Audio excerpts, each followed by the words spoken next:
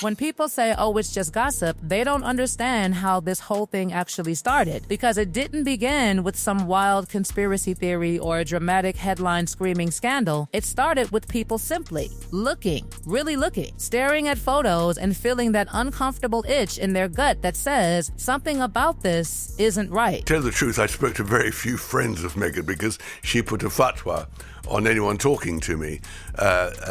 The whole description she does of the Portland hospital, the birth, that was completely fabricated. She was also furious about the whole surrogacy business, not only legally, but more. Look, when I first saw these photos, I thought someone was messing with me. Like, this has to be AI generated, right? Because here's the thing, that belly doesn't just look off. It looks like a completely different shade than the rest of her body. And I'm not the only one who noticed. You know, who ever heard of a baby bump being so variable? And not to mention swinging from side to side. That right there is how the spiral began. Not accusations, not declarations, just disbelief. The kind that makes you blink at your screen and scroll back up because your brain refuses to accept what your eyes just registered. A belly that looks separate. A belly that moves strangely. A belly that doesn't behave like bodies are supposed to behave. At first, people tried to brush it off. Lighting, angles, dresses, camera tricks, because that's what reasonable people do. They look for explanations before they jump to conclusions. But then came more photos, different events, different angles, different lighting. And somehow the same questions kept coming back louder every single time. This wasn't one awkward snapshot. This was a pattern forming in slow motion. Then Albert Hall happened, and that's when things stopped being subtle. According to the official timeline, she was supposed to be around 8 weeks pregnant. 8 weeks. That's barely a whisper of a bump for most women. Some don't even know they're pregnant yet at that stage. But when those Albert Hall photos hit the internet, people didn't see early pregnancy. They saw something else entirely. A full, unmistakable bump. Not a maybe. Not a could be bloating. A solid, rounded pregnancy belly that looked closer to 5 months than 8 weeks. And once again, it wasn't just random internet trolls pointing it out. Women who had been pregnant, mothers, nurses, people who had lived inside pregnant bodies were saying the same thing. This does not line up. And then came the detail that really set the internet on fire. The color. Pregnancy skin stretches. It thins. It lightens. That's basic biology. But here, the belly looked darker than her arms, darker than her face, darker than the rest of her body. That's not how pregnancy works. And people noticed.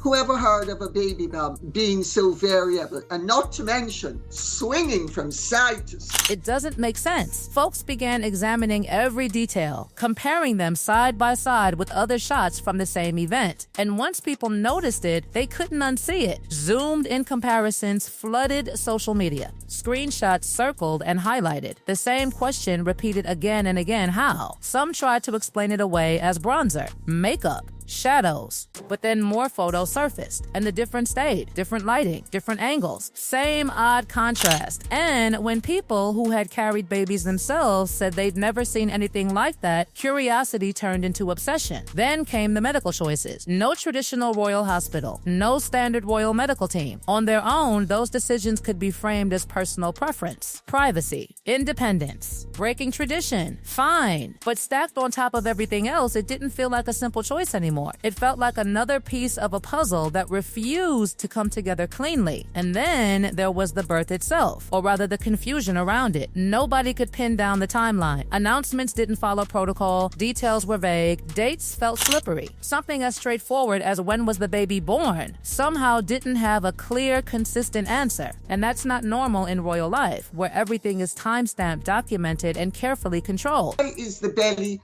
several shades browner than anywhere else? It's not supposed to. All of it together creates this picture that just feels off. And once that feeling settles in, it doesn't leave. Then the story itself started changing. Not in small, natural ways. In dramatic, emotional swings. One interview would paint pregnancy as bliss. Yoga mats, smoothies, cravings, jokes. Lighthearted, relatable, modern motherhood. It sounded easy, almost idyllic. Then another interview would drop, and suddenly it was trauma, fear, emotional devastation. A life-altering ordeal that nearly broke her. Same pregnancy, Same time frame, completely different emotional universe. The shift wasn't gradual, it was jarring. This is where Tom Bauer enters the picture. And what makes his approach so dangerous isn't that he accuses. He does it. He documents. He lines things up. He shows what was said when it was said and lets the contradictions speak for themselves. Interview next to interview. Quote next to quote. Date next to date. And when you see it laid out that way, the story doesn't just evolve, it mutates. She's clearly doing this because she's trying to prove to the mainstream media, because now they're starting to talk about this. Like each retelling was designed to resonate with a specific audience or generate a particular reaction. And that's when people started noticing the pattern. Sympathy here, relatability there, inspiration over here, strength over there. Same core story, endlessly remixed to fit the moment. Even the How We Met story couldn't stay still. Different introductions, different locations, different details depending on the interview. For events that happened recently, the amount of revision was impossible to ignore. Then people started tracking dates, and that's when things really unraveled.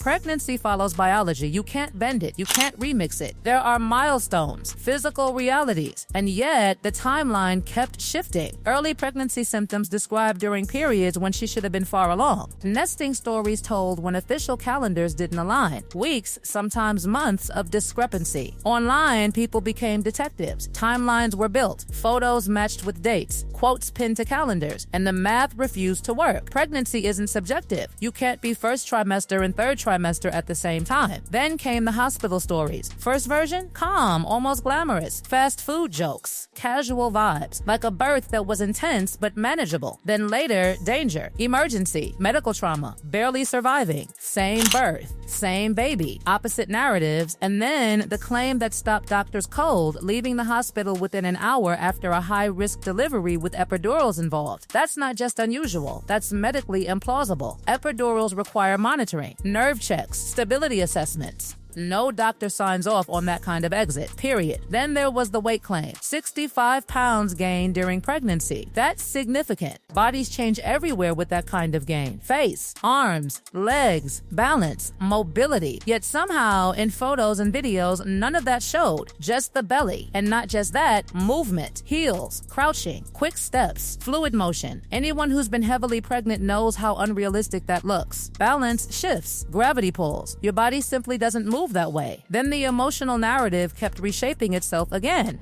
Early interviews gave us the relaxed, barefoot California mom-to-be. Later interviews delivered the fragile survivor. Each version perfectly tailored to the audience in front of her. Rumors swirled, pharmaceutical whispers, Trevor's alleged comments, none confirmed, all discussed, all feeding the larger cloud of uncertainty. What Tom Bauer exposed wasn't a single lie. It was a method, a pattern, facts bending, emotions emphasized, gaps left intentionally vague, selective transparency, share feelings, skip logistics, dive into trauma, blur dates, control what can be verified, offer vulnerability without specifics. And when people notice what's missing, the silence speaks louder than any answer. And then the belly is seemingly gone as she leaves. And I've never had my pregnant belly drop down to my knees ever. Royal pregnancies don't usually work this way. They're documented, confirmed, clear, yet somehow this one lived inside fog. And that's the real story here. Not pregnancy, not photos, not timelines alone, it's narrative control. The ability to shape the same events into different emotional weapons depending on the moment. Relatable when needed, traumatized when useful, resilient when necessary. Once people saw that pattern, they couldn't stop seeing it. Every interview, every omission, every silence added fuel. And now, the story doesn't need answers to survive. It thrives on mystery, on contradiction, on unresolved questions. That's why it won't die, because every version contradicts the last. Every explanation creates new doubts. Every silence becomes louder than words. And as long as that cycle continues, this story will keep evolving, never settling, never closing, always just out of reach of a final conclusion. And that's exactly why people are still watching. And the strangest part is how familiar this whole cycle has started to feel. Because once you've watched it happen enough times, you begin to recognize the rhythm. A revelation drops.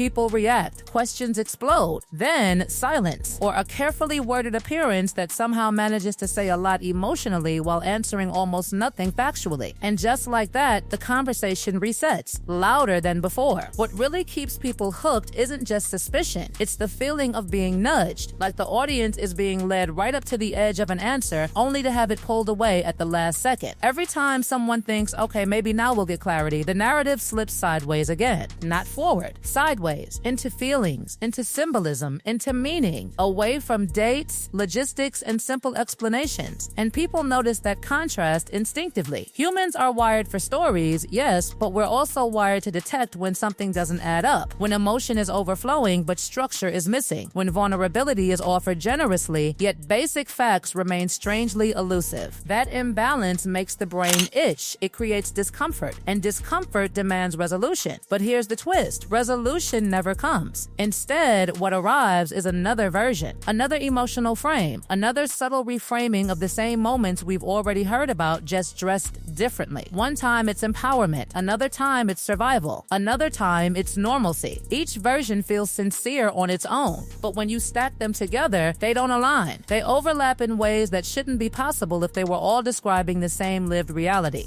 That's why people keep rewatching old clips, freezing frames, comparing movements, looking at body language, because when words shift too often, people start trusting their eyes more than their ears. And visuals don't rewrite themselves as easily as stories do. And that's where the discomfort deepens. Because when visuals contradict the narrative, it forces a choice. Do you believe the story as it's told or the evidence as it appears? And once that question enters the conversation, it never really leaves. What Tom Bauer tapped into wasn't scandal for the sake of scandal. It was pattern recognition, the kind that makes you sit back and go, wait, this isn't random, because random mistakes don't repeat with this level of precision. Random inconsistencies don't conveniently appear at moments when public perception needs steering. And that's why this stopped being just about pregnancy in the public mind. It became about credibility, about trust, about whether storytelling had crossed the line into performance. And once that suspicion takes hold, everything else gets filtered through it. Every smile becomes calculated. Every pause becomes deliberate.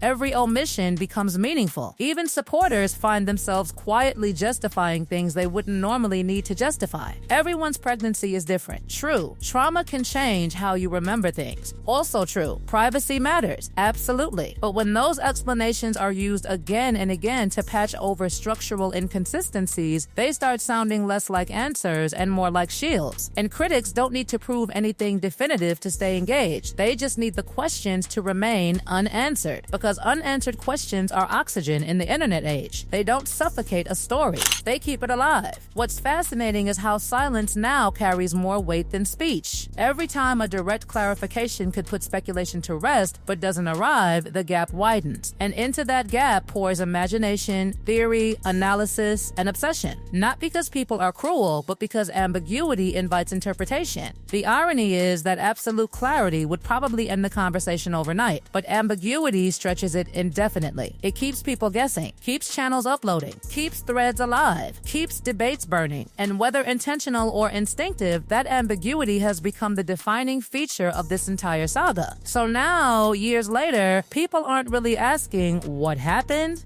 anymore. They're asking, why does the story keep changing? And why does it feel like we're always being shown the emotional aftermath but never the factual core? That shift matters.